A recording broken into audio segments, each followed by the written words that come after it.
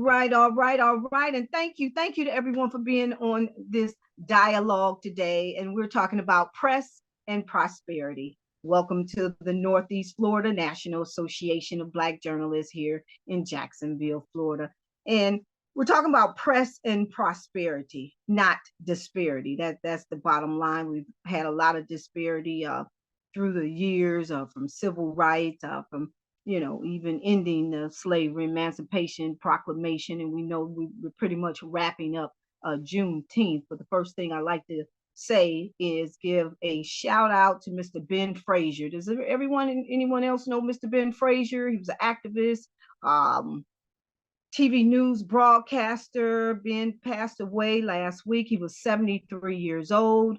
Was around the country. Matter of fact, not too long ago, he was in Sweden. I'm quite sure that's where it was. He was in Sweden talking to the United Nations about justice, just being on the front line. So he passed away. They just had a vigil for him yesterday. So if you like, you can look him up. Mr. Ben Frazier. So we want to give him a shout out because he was my role model watching him on TV growing up in Detroit, Michigan. So, thank you. All right, first off, let's go ahead and introduce ourselves. Mr. Griggs, if you could start, please. Sure, good afternoon, evening, everyone. My name is Charles Griggs. I'm a member of the Northeast Florida NABJ chapter here in Jacksonville, Florida. I am a government and media specialist. I am self-employed. I work with I do PR and media relations for not only government agencies, but government officials, nonprofits who are trying to reach government officials, and I do some marketing. And I typically, on a good day, sometimes I'm on air with our local NPR station, PBS station, WJXT 89.9. And just sat in this week, some great interviews all week long. For the morning First Coast Connect show. I think that's it. Ready to rock and roll. And Mr. Griggs, you're our chapter's treasurer. We want everyone to know he's a treasurer and he's looking forward to seeing you guys in Birmingham. Next up is the one and only Nyesha Stone. She's carved in stone. I met Nyesha again at the ABF. Tell us a little bit about you, Miss Nyesha. Hey, for one, Charles, you really do have a radio voice. Like, I'm listening, I'm like, oh yeah, you have the perfect voice. But hey, everybody, thanks, Lynn, for inviting me. My name is Nyesha Stone. I'm a trained journalist. I'm 26. I know I look super young. I was actually doing PR for the American Black Film Festival, and that's how me and Lynn met. So I appreciate you for having me here. As you said, I'm the founder of the news company and marketing agency, Carvd. And so we cover positive news. And so what that means is we're actual journalists that go out and report on health, education, arts, and other things, but we focus on putting a positive angle on it. And then we also are a marketing agency. So we provide PR, marketing, consulting, event activations. And if our clients are more corporations that are looking to connect with the community. All right. Thank you. Thank you very much. Eva Coleman is the National Association of Broadcast Journalists, Region 3 Director. I was just with her in April at the Region 3 conference in Jackson, Mississippi. Introduce yourself, please. Hello, everyone. Lynn, thank you so much for the invitation. I'm Eva Coleman. I'm a multimedia producer based in Dallas, Texas. I'm the lifestyle and culture editor for iMessenger, Texas Metro News, and the Garland Journal. Also, as Lynn mentioned, I serve as the NABJ Region 3 Director, longtime NABJ member. I'm also, I do a number of things, an educator as well in the Dallas-Fort Worth area. And I'm also the incoming president of the board of directors for the Student Television Network. But again, everything that I do, I never tie myself to one medium. And so whether it's radio, TV, newspaper, you name it, online, students, education, just making sure that I keep myself planted in all of those areas to make the pathway smoother for the future of our industry as well. So thank you so much for the invitation to be here this evening. Thank you. Thank you very much. Next up is Mr. Ken Lemon, and Ken is a news anchor in Charlotte, North Carolina, and he's also with the National NABJ. As a matter of fact, he's running for president. Him and Mr. Tre'vell. We'll get to Mr. Tre'vell. Ken, you want to give us a little bit of information about yourself, please? Yes. My current role in NABJ, and I've got a few of them, is VP of Broadcast, Chairman of Black Male Media Project, and Deputy Chair of the Broadcast Task Force. But here in Charlotte, this year makes 25 years at WSOC TV. I've been really blessed to have a great team, to have earned an Edward R. Murrow Award, 3 Emmy Awards, couple of AP Awards, and RTDNA Awards, and really had an opportunity to spread my wings over the past couple of years and do some executive producing in long form, hour-long specials, looking at stories of Black people, Black men, Black people wearing the badge, Black women, and really having fun with that option and branching into social media that relies on that as well. So my last 3 years have been phenomenal here, and looking forward to maybe 5 more. We'll see. All right, jackpot, you got it. Next up, we have the one and only Jenese Harris, WJXT here. Is that the local station? All right, give us a little information about yourself. Yeah. Good evening, everyone. Jenese Harris, as you said, with Channel 4, the local station. I am a reporter, anchor, and a trained meteorologist. I've been in Jacksonville for 7 years, award-winning. We've won an Emmy, Murrow, and an AP award, a couple actually, since I've been here. I'm really big on advocacy in the community. It's very important that diversity, equity, and inclusion is a part of what we do as far as journalism, and doing some really good investigative journalism as well. But my career now is shifting more so to focusing on whether the first African-American woman meteorologist to ever be at Channel 4, and one of the first, if not the first, in Jacksonville, Florida, as a woman. Aside from that, I'm just happy to be here. I'm the VP for our chapter, the Northeast Florida National Association of Black Journalists, and I have been a member of NABJ since when I was a kid in Detroit in 1999. All right, and congratulations on your success. Tre'vell, how are you? I am doing well, Miss Lynn. Thanks for having me. I'm Tre'vell Anderson. I use they, them pronouns. I'm based in Los Angeles. I'm an entertainment journalist. I currently serve on the NABJ board alongside Eva and Ken as Region 4 Director, which means I oversee basically all of our chapters west of Texas. I'm also co-chair of our LGBTQ+ task force. And here in LA, I am a freelance entertainment journalist. I have my own company. I host a couple podcasts. I wrote a book that came out last month called We See Each Other, a Black trans journey through TV and film. Because I'm a freelancer, I have like 12 different jobs. I will save that spiel for you all, but I'm looking forward to our conversation today. All right. So I can't call you Tre'vell. Just say Tre'vell. Absolutely. I interviewed you at the ABFF, and we learned some things about the they and the them. So want to tell you, definitely appreciate you for that. But first off, we were just talking about women, men. Now we're talking about prosperity. Press and prosperity. We know the press, the Black press, has been around, it's 198 years right now. That's almost 200 years. And we know where we come from, where we've been. We know everything that has happened to us. Now today, when we talk about prosperity, today the Supreme Court just shot down affirmative action. There is no longer affirmative action. And I already knew this, knowing that our governor here in Florida, diversity, equity, and inclusion, that it was going away. And we know that we've had affirmative action 50, 60 years, let's say that.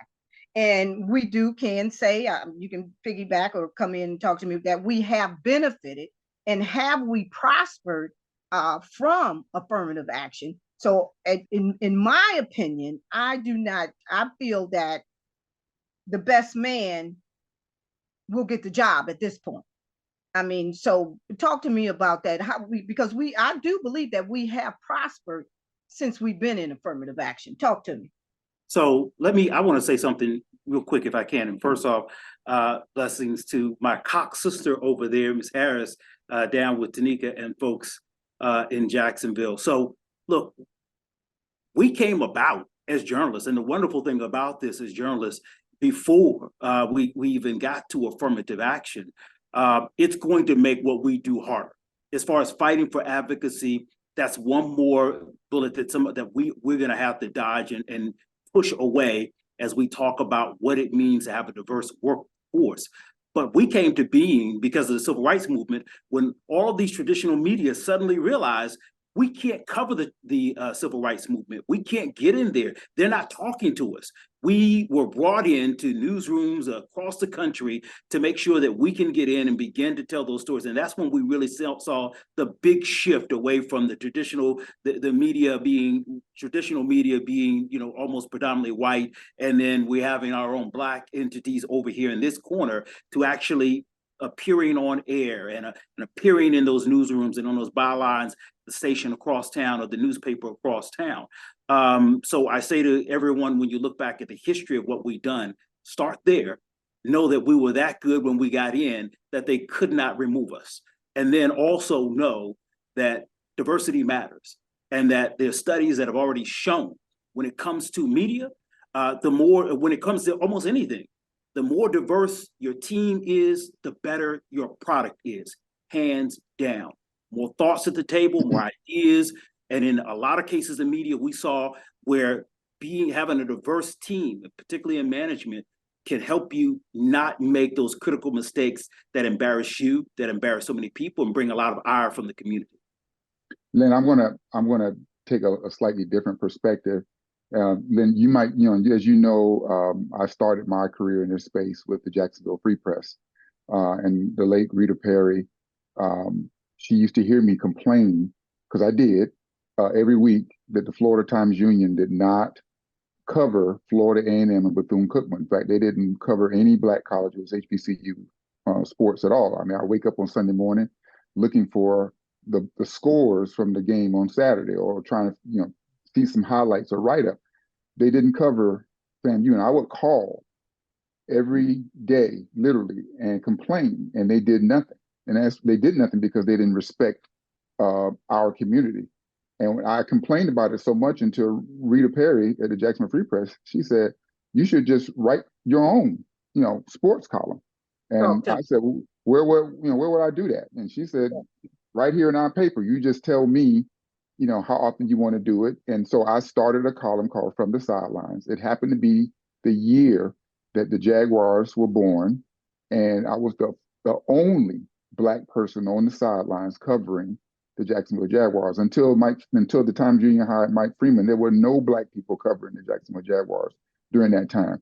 And what I'm saying out to say this is that, respect due. We're not going to get anywhere by begging, coming hat in hand looking for opportunity.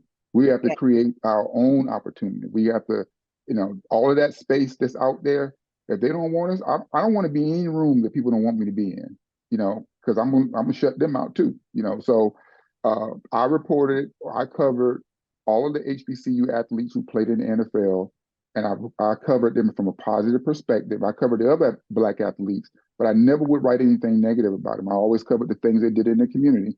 And that first year, it was significant because the Jaguars had 7 players on their roster from HBCUs. And not only that, Coach Coughlin allowed them to participate in the Million Man March, gave them the day off. And I think that was part of because of the respect that we carved out because of the space that we would, using the opportunity to cover our Black athletes. And all I'm saying is that with this decision with affirmative action being, struck down, this is an opportunity for me to say that that perhaps we don't need these folks, right? We need to create our own space, and when we drive this opportunity, we drive the education like we're supposed to, pay attention to education like we're supposed to. Our community stands up and do what they can do. Then the next thing you know, they'll be begging for us to come back to their schools. They did it in the '60s when Bear Bryant was forced to go out and get Sam the Bam Cunningham in order to play for him because Black other schools had started to put Black athletes on their team. talked to him, and I was in the scouting under Tom Coughlin. So he was definitely talked about him being a disciplinarian, but Tom was a great coach. Eva, I know Eva has to get out of here. Eva, now when we were talking about earlier about, like I say, the press, you working for the press, and I think we've been prosperous as Charles just spoke about Rita, and I'm the associate editor with the Jacksonville Free Press. So how do you see that we've prospered within the Black press? I'd actually just, and let me, before I get started, I want to say, if I don't shout out my Dallas-Fort Worth Association of Black Journalists peeps, they're going to kill me. But I'm president of that chapter. And, but again, when we talk about prosperity, I want to kind of tag on to what Charles just mentioned. The avenues for us to create our own have been so strong that it has made a huge difference. There's been a transition or a major shift in how we can elevate ourselves. The access to certain things have opened up in so many places. And I also want to say that, being an affirmative action hire or an affirmative action grantee to a space, that was never a badge of honor. I don't think anybody were excited to jump in and say, hey, I was an affirmative action hire, or I was an affirmative action. It was never a badge of honor. It was a way forcing institutions to provide opportunities that we traditionally would not have been given. Now, the playing field is still far from being leveled. The playing field of access and also of opportunities, of resources, we're still so far behind in those things, but we prospered in that we still come out swinging. And I think a lot of it has to do when we talk about prosperity, because the Black dollar is so powerful. The Black dollar leads and demands things in every facet of our lives. And I think that's how we continue to prosper, because without the Black dollar, so many entities would not even be in existence. Exactly. And I have to agree with that. I think we don't take that serious, knowing the trillions of dollars that we're spending yearly and monthly with others. I think that's another place we can start with prosperity, is supporting our own. Now, Tre'vell, you're out there in California. We know that the cost of living is high out there. I tell you that we know. But you being in California, right there on the ground with entertainment and the industry, tell me, what do you see? Because for me, African Americans, we got subdivisions, we driving cars, but collectively we might not have the monies, but individually we're definitely prosperous.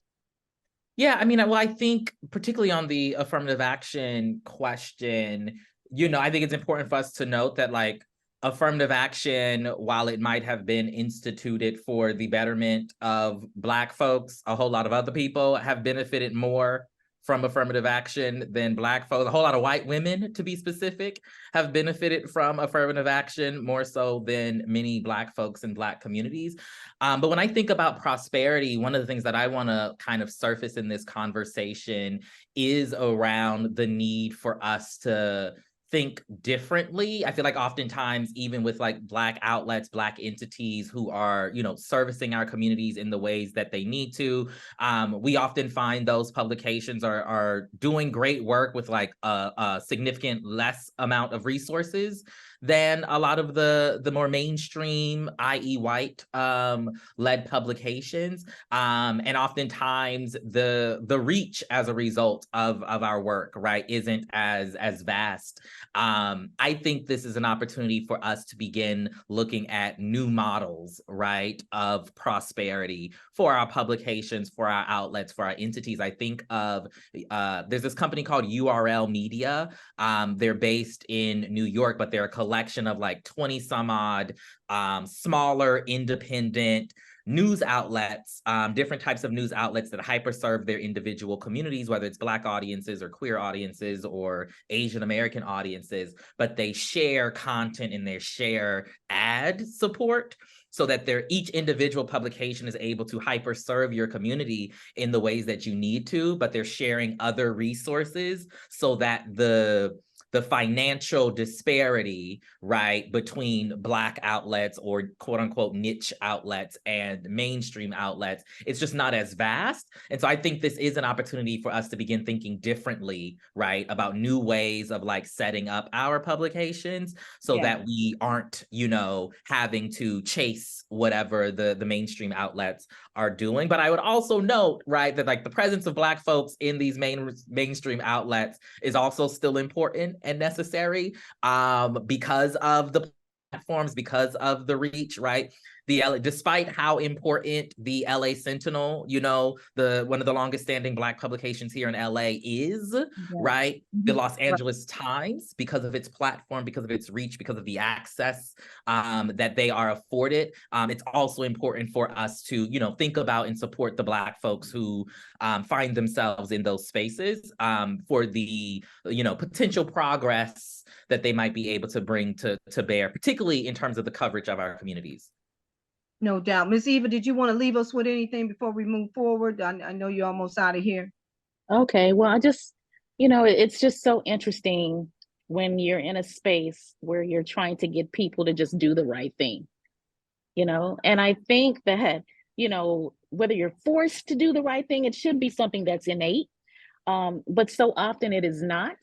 And, you know, it's a critical time, but again, we have to make sure that we pay attention. But again, like Tre'vell mentioned, other models that are out there to take advantage of, you know, but sometimes you get tired of just reinventing yourselves. You know, it gets tiring. But we have to do whatever we have to do to stay afloat and keep it moving and supporting our Black people wherever they are. Whether it's entrepreneurs, whether it's working for someone else, we still have to be on those front lines, advocating, and making sure that our voices don't get lost. But of course, you know, they're not going to lose our money. You know, we're going to still keep spending, but we have to make sure that they do the right thing. And so, you know, I really am enjoying this conversation. I'm going to have to make sure I catch the recording because I know the rest of you guys are going to bring some fire. But thank you so much. Again, I'm at the Dallas Holocaust and Human Rights Museum for an event, and I look forward to connecting with you all in the future. And Eva, before you go, happy anniversary, 10-year anniversary at the paper. Oh, yeah, thank you. Yes, Texas Metro News. We're the Black press in Dallas. Yes. 10 years. All right. And I'm running unopposed for NABJ Region 3 Director. So vote for me. Check the box. I need your vote of confidence. Thank you. All right. Congratulations on your success. We'll talk to you soon. All right. Now, with back to the affirmative action, but if not, let's talk about, you know what I wanted to talk about, Wall Street. Now, we know Nyesha and Miss Harris haven't been able to say anything right now, but talk about Wall Street. Okay, now Wall Street, we know Wall Street when we talking about different decades. What was that, in the 20s? Was it the 20s or the 30s? Late 20s, mid 20s, Wall Street was balling. You talking prosperity. That was Black prosperity. Talk to me now. They had airplanes, they had movie theaters, yet we always focusing on the disparity. Yes, we know they bombed them. We know, I mean, they couldn't help but bomb them. I mean, they was jealous. It was, you know, what could they do? I mean, because we were definitely prosperous at that time. So, but we never got back to that. What happened to that? Why did we get back to that instead of using that as a negative and not as a positive, Ms. Stone? Well, I'll try my best to answer this. I would say that a lot of things are stopping us from getting to that point again. And I would say that we need to communicate within each other a lot more within our community. I feel like there's still a divide with us because there are a generation that focuses a lot on social media. Then there's a generation that focuses on a lot of in person. And so there's like a miscommunication there. So even though we're supposed to do our own research, even though we're posting our own history, we aren't always taught the things that we need to know. So it takes for us to come together and learn more. So I think it starts there with just communication within our own community. Once we know where we've been, I know we post in our history books and stuff like that, but a lot of us aren't taught a lot of things. So we're learning from social media. We're learning certain things as we get older. I'm 26. I don't know everything. But I do know that we were successful and we still are successful to this day. And it's just a different type of success. So some people don't see success like there are a lot of Black influencers who are influencing a lot of things. That is a Black success. That is Black prosperity right there. It's not the same as going to Black Wall Street Journal and owning your own movie theater. But hey, I just started this on streaming services where you now can put all your Black films on the streaming services. That is prosperity. So we are getting that Black Wall Street back, but it's different. It just looks different a whole bunch of different ways. And like Charles and others mentioned earlier, we just got to create our own, like, cause that's never gonna come back. So we're creating our own. And with me being from Milwaukee, we're doing that right now in the city. We have our own Bronzeville. They're building that up. We have our own America's Black Holocaust Museum. We have all these different things that are building up.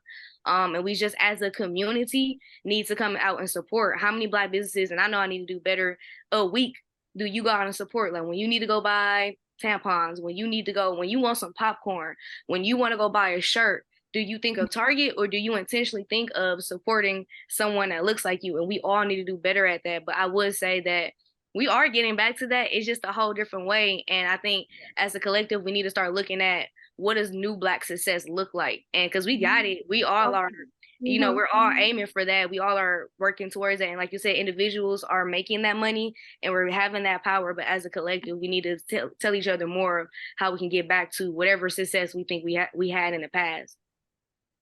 Talk to me. I like that, Nyesha, carved in stone. All right, now talk to me. The one and only Jenese Harris. Now, you and I coming from the Motor City, 99% being up African American city, in which now it's been turned over. So you tell me, even in your career and your role models. Well, I think that when we talk about the Wall Street or the Black Wall Street, first, the historical significance of it is how fast forwarding into the last 2 to 3 years, with the death of George Floyd, with the death of Ahmaud Arbery, there has been a reawakening of Black culture, Black history, Black significance, specifically in the United States. I think it's really important in journalism to inform, advocate, and educate. And one thing that I remember my aunt in Mississippi told me, who attended Ole Miss to get her master's in the 60s.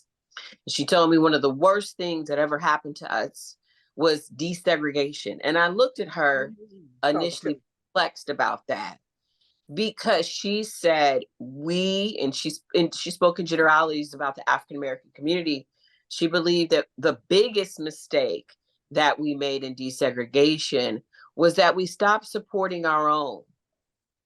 So this is in the 60s. Mind you, Black Wall Street happened decades before that.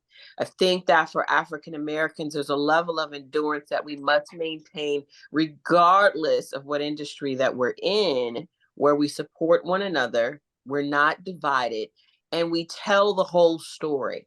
I think sometimes there's a level of shame, disappointment, or hurt that each generation internalizes for the things that have happened to us that are just absolutely horrendous and atrocious. So much so, fast forwarding to Jacksonville. When I came here 7 years ago, I began to learn about a story from a couple of different people, Dr. Jameson, Dr. Rudy Jameson, from a couple of other individuals, Mr. Rodney Hurst, about Axe Handle Saturday. Now, I know that this had been covered in Jacksonville before, but working at my station, and I remember pitching this for a couple of years before Ahmaud Arbery was ever murdered. And it was something that was respectfully and truthfully, because in journalism, we're supposed to tell the truth courageously and honestly. It was an afterthought. And that story got pushed back a couple different times. Now, the catalyst of the lives of many African Americans, but specifically of Ahmaud Arbery and George Floyd being murdered, that then created this awakening in the middle of COVID around this country, where people now wanted to have this discussion about Black history, in addition to many other histories that would have fallen under the umbrella of DEI. And so it's the persistence of wanting to cover the story that we need to maintain as journalists, whether it's popular or not. I remember pitching stories about transgender people being murdered in Jacksonville just a couple years ago. We had to get past the people in the room that may have been uncomfortable with even saying the word trans or asking, what does that mean, to get to the humanity of these stories. And so I believe that, yes, there is a level of prosperity. Journalism has an opportunity to adapt. I remember in the late 90s when papers were being warned, if you don't adapt to the digital world, you will now be non-existent. We have seen many papers come and go since that time. I believe that if agencies, news agencies, whether it is print or television, begin to figure out a way to maintain their audience and grow their audience through social media, specifically Black-based publications, there is an opportunity there to maintain itself. We are going to know what we are doing. A lot of the information that was disseminated over the years, especially during the civil rights movement, was because of Black papers. It was not because of mainstream. Axe Handle Saturday happened, but we had a blackout in Jacksonville. The local TV stations and newspapers were not covering it. They had footage. There was footage we just saw for the first time in decades that was from CBS News, I believe, that had finally been released after it came out during the 60th commemoration of Axe Handle Saturday, where the teenagers here in Jacksonville, Florida, were attempting to integrate the lunch counters in downtown Jacksonville. And there were dozens of white men that showed up with axe handles and beat them. That footage was recorded, but that footage did not make air until 2 years ago. Someone found it in a back room, in a vault, in a back room, in a whole nother city. And so it is our responsibility as African-American journalists, per every single generation before ours and after us, to take on the responsibility and to courageously continue telling our stories, even when people don't want to hear them, whether it's popular or not. And I believe if we make sure that in doing that, we adapt to whatever technology is available, we can maintain the prosperity of owning these publications, growing these publications. But I do believe we're further ahead in some aspects than we have been in the past. But we have to remember our history and what our ancestors have sacrificed for. I mean, you have people like Ida B. Wells that was getting threatened. Her life was threatened just for telling the truth about lynchings. It's like they did the act, but still didn't want people to know about it. So we have to be courageous. We have to continue moving forward. And we do have to adapt to technology. I think is where the tie-in for the prosperity comes in. Lynn, let me, if I would, let me just piggyback off of what Jenese was saying. Really an important point that needs to be made about the Tulsa race riot massacre, I should say, in Black Wall Street and Greenwood, is that we come from a people who are very resilient. The Black people in this country, really, if we were any other animal, we'd be dead, right? We'd be extinct. Right? The resiliency of Black people in America continues to show up. Black Wall Street was a tragedy, but guess what? They rebuilt that community. And 20 years later, they were almost back to where they were previously. Yes. It was urban renewal project from the United States government that came in and devastated the community. In the 40s and the 50s, and they built the interstate straight through the Greenwood community, right? And so, and it was the 60s and the 70s when the community started to lose its steam and was pretty much gone in the 80s. Now, that community, from what we know, is turning itself around. The history is being told. People are they're getting a lot of attention. You've seen where they're rising up and making use of the connections and the support they're getting from outside the Tulsa community, because the folks in Tulsa, at least the power structure in Tulsa, they're not trying to help the Black people there. So the point I wanted to make is that we're so resilient You know, we always find a way. And we need to continue to take that energy and to do for ourselves what we know we can do. You know, I'm not interested in walking in you know, being made to feel like someone else has something that I want or need. When I walk into the room, I feel like I understand my value I bring to the process, my value I bring to the table. And I'm not interested in anyone who's not you're going to respect my value. And so what that often, sometimes that means you need to walk away. You know, sometimes that means you don't take that job. Sometimes that means, you know, you don't associate with that particular company or organization. Sometimes that means standing up in whatever media outlet you have and demand that we do the story and use the community to get the backup you need in order to pursue what it is you think is right. So I just want people to understand that we bring value to, you know, to this space. And when people don't respect that value, it's time to say, you know, later for you then, you know, I'll go do something else. And, you know, from a personal standpoint, that's just been my mantra. You know, I have walked away what people consider to be great opportunities and come out better on the other side. But I think it's better that, like Wesley Snipes said, always bet on Black. You know, I think it's better that we, you know, that we operate from a position that we understand our value and we take this situation like with affirmative action and we say, so what? Big deal. We're moving forward. Now you talking? Yes, talk to me. That's what I'm talking about. And let me tell you something too. You mentioned the Black press. This is my spiel every day. If you don't know, there's more than 230 African-American newspapers in the country. I'm with the Jacksonville Free Press. They've been around since 1986. He just mentioned Rita Perry. The reason is the Detroit Free Press, the Jacksonville Free Press, because in Detroit, we have the Detroit Free Press and the Detroit News, and most of the African Americans read the Detroit Free Press. Okay, the Florida Star is here. I don't know why they didn't have anything about Axe Handle Sunday because they've been around since 1955.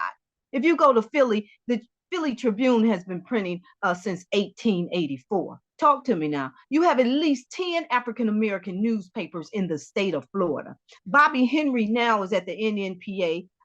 He's running for the chairman, and he's with the West Side Gazette that's been around since the 70s. In Detroit, we read the Michigan Chronicle since 1935.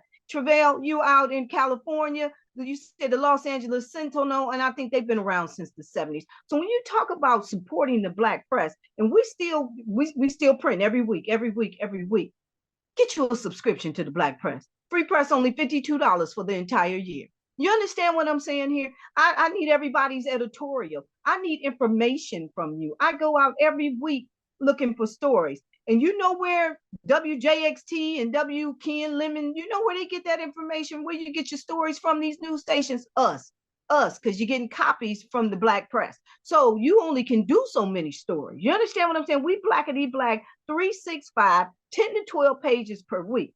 But you have to get your story from me. See, I'm doing my part. But at the same time, when it comes to advertising, now, let me tell you something. We just lost a contract, and it was in the news, a $50,000 contract with the Florida Lottery. They recently informed us that our newspaper was controversial and explicit. Talk to me. Controversial and explicit, yet we've been with them 10 years. Do you hear what I'm saying?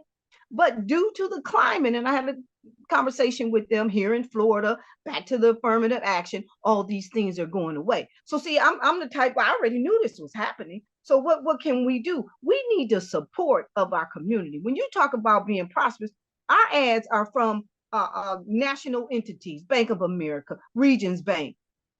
I can't get the sororities to keep a subscription. You understand what I'm saying? I cannot keep our community, yet they call us when they need us, but we out here every day. So again, when it comes to our prosperity, we as African Americans, we got everything we need. There is nothing that Black people do not have. We got vocational programs. I'm talking about what we don't have, jobs, this, that. We have everything that's available to us. And another thing I wanted to touch on is the fact that people always say, oh, well, you know, when I was little, nobody looked like me. Somebody looked like you. Somebody looked like you, and somebody was either a doctor in every genre. We are Americans. That's the bottom line. We are, no matter where you go in America, if anything go down, you're going to be trying to get to that American embassy. Come on now. You understand what I'm saying? But at the same time, Black people, we have everything. If we just coordinate all these options and everything that we have, everyone on this call today, your careers and everything that you've done to prosper to get where you are, because there are no obstacles.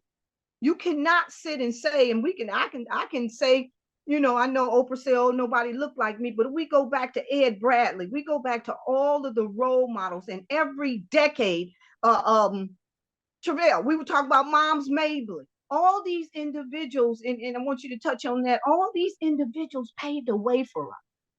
There was no way, as Mr. Griggs was saying, that we are resilient. So there's nothing we don't have, we haven't have, or we can't have. And so I think we need to take that approach going into the new year.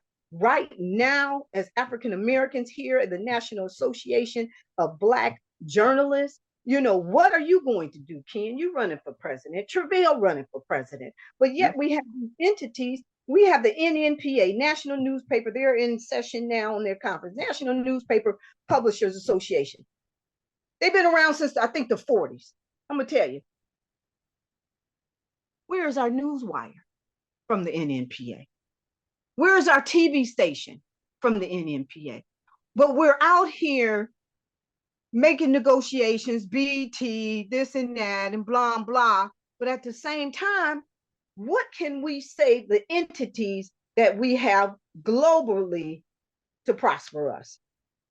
So I'm going to say, that's my rant. that's okay. That's a good rant. Look, yeah, I hear you, and you started naming the stations.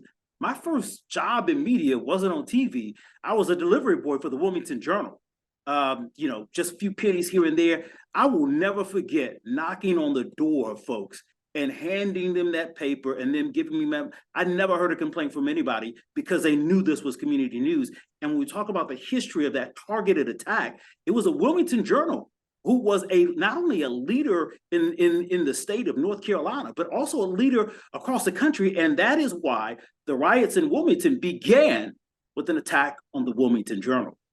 So we need to be in a position right now, and I think we're perfectly set to meet the challenge. We need to be in a position right now to tell the truth to all. It's important that we don't just tell the truth to ourselves, because what happened all over the country is that you had targeted attacks on Black communities, particularly those who are doing well. And that was a coordinated attack in Wilmington, seeing that half the downtown shops were owned by Black people, seeing that most of the businesses and homes were owned by Black people who were literally run out of town. There's a predominantly Black population in Durham, North Carolina right now, because a lot of those people with money had knocks on the door in those few days and told, we're taking your house right now. We can take it, you can leave, walk out, or we take it by force. And those people who left, many of them went to Durham. Some of them, we have small Black communities on the other side of the river that separates Wilmington from Brunswick County. And we have a large population of Black people in some of those towns because some of those folks fled to safety on the other side of the river and never came back. And so we need to make sure that everybody knows, not just within us, but everybody knows the challenge that we have to meet is this. And this was the eerie feeling that came over me. Watching January 6th, I didn't think something like that could ever happen.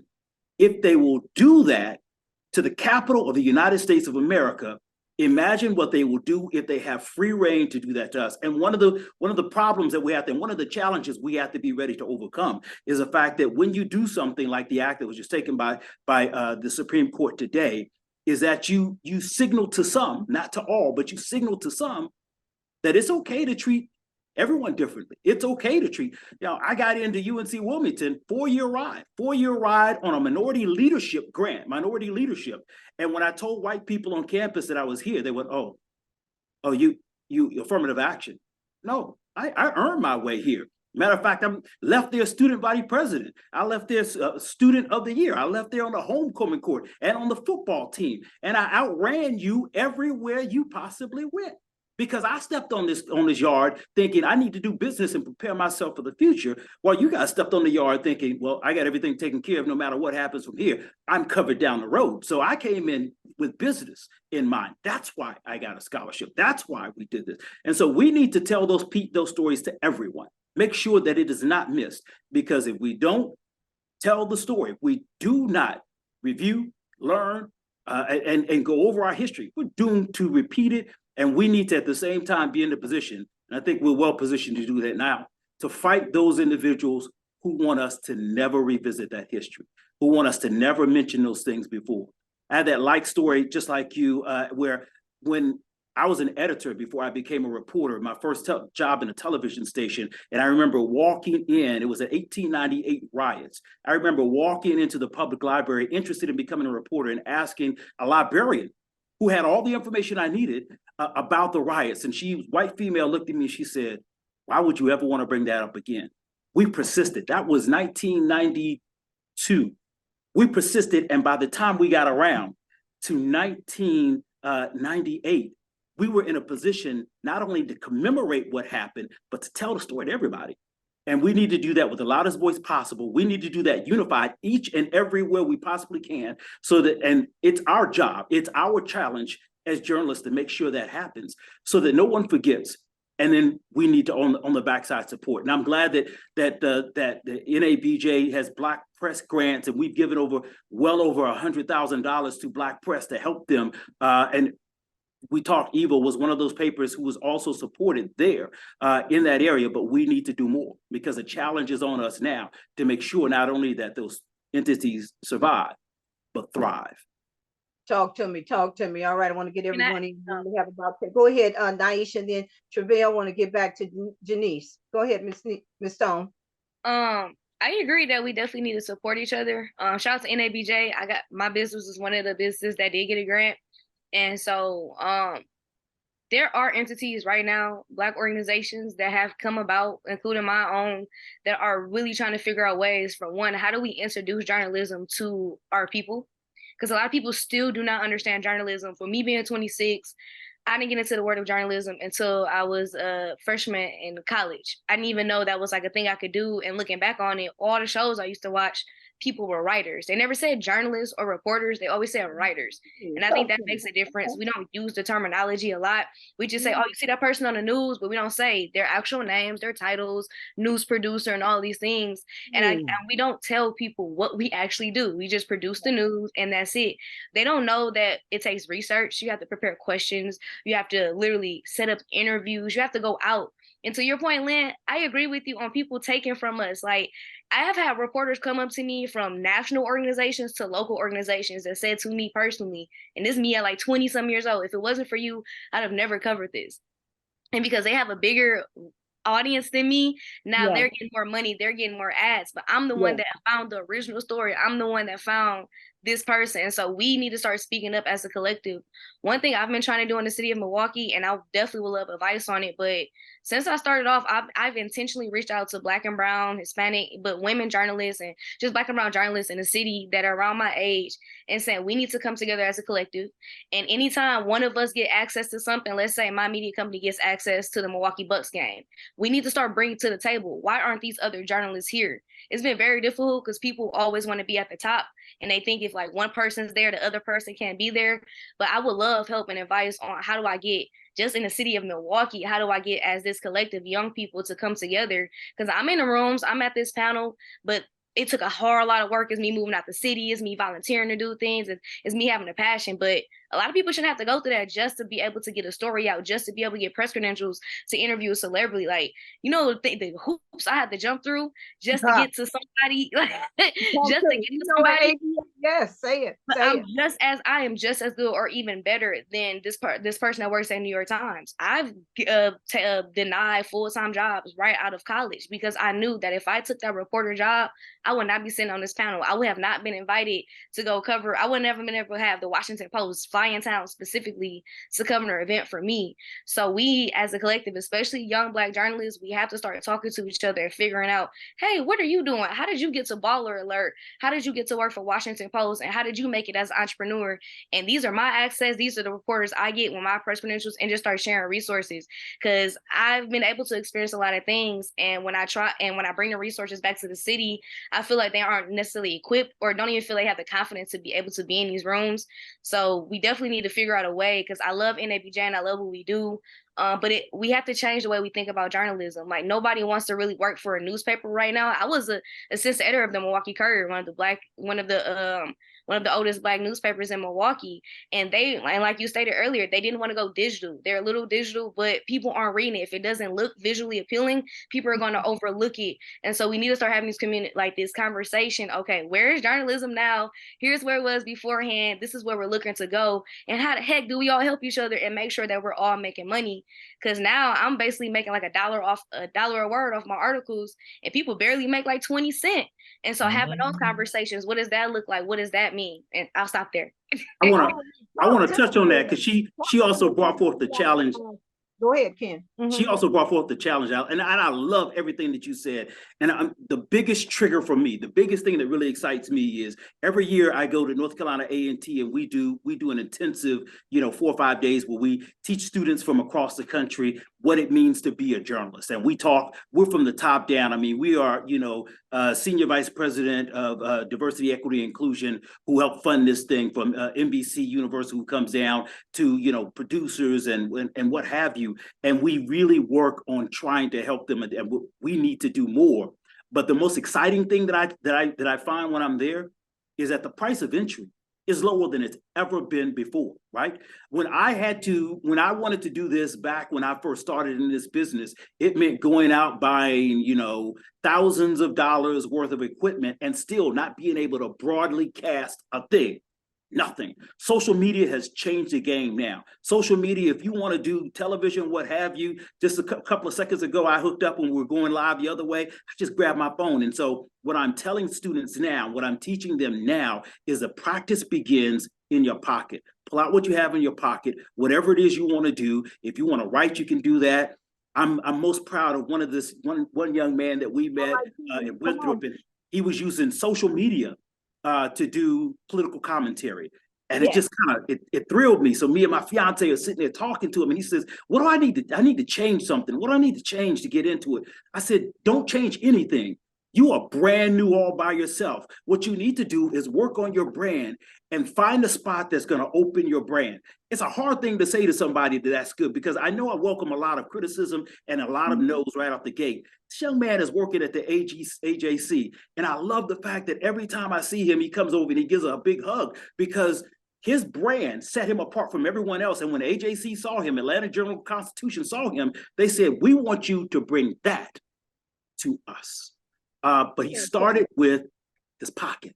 So the price of entry is lower than ever. We need to be there to make sure that they understand exactly what the tenets of journalism looks like, how to use that thing, how to broadly cast, how to reach, search engine optimization, and all the digital things that go with starting with a small Twitter, Facebook, what have you, and then growing that into something bigger. So that's a long answer to what you said, but the challenge is on us. And I want your information, because I want you to come to North Carolina A&T, and I want you to be a mentor with us when we come back again. And I know right down there at Florida A&M University, I'm working with Rod Carter, who's a graduate. They're trying to rebuild their program there. Come and be a part of that. This year, I took part in the multimedia journalist, the first ever multimedia. Hold on a minute. You got to hold on. Talking. I know it. We know you be on TV. I get excited when we talk about this. Yeah, the prices of entry. Tre'vell and Miss Jenese, right quick. Tre'vell, now tell us about your platform. And I know you, again, we're at the AB. Tell us about your platform and the medium that you produce, please. Well, I would just add to what Nyesha mentioned, which is that, our approach as an organization in terms of what media and the news ecosystem looks like today has to change. And we have to meet folks where they are. I think the short course that Ken Lemon is a great example of that. But we also have to begin thinking more expansively about what Black media looks like today, right? Like, we need to be talking about a Shade Room. We need to be talking about a Hollywood Unlocked. We need to be talking about, these entities who at minimum the community is reading as journalism and is reading at news, right, as news, even though those of us who do this work might see a separation between what we do and what they do. But how can we as an organization, add some heft to the work that a Shade Room is doing or a Hollywood Unlocked is doing, because that's where the audiences are. They're not subscribing to our papers. They're not turning on the news broadcast. And so that's something that I'm thinking about in terms of my particular campaign. The last thing I'll really say is, I think it's also important to also just note that as we support and uplift, Black folks who are doing what we are all doing in our different areas, that specifically when it comes to this affirmative action thing, like one of the lead voices in dismantling affirmative action is somebody who benefited from affirmative action.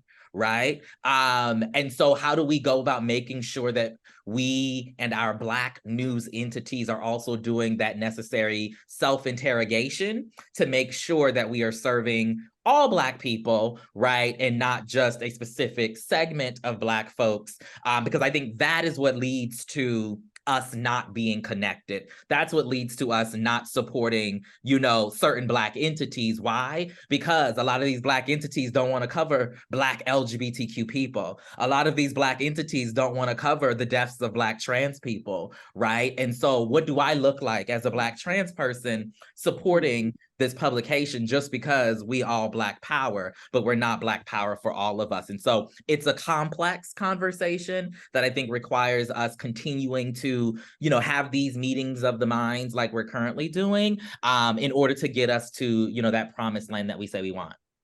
All right, talk to me now. Listen, Miss Jenese, take us on home. We got 1 more minute.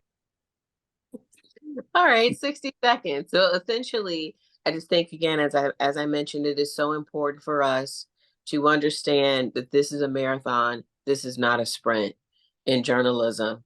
We all have different areas that we're covering, beats, genres, whatever you want to call it, that we're focused in on. And I just think that we need to remember how important our voices are in the community, and that there is always going to be value to our stories, especially to our community, but I think on a broader spectrum as well. We can never forget that. If it did not matter, then there wouldn't be so much resistance for us to have to deal with in the first place.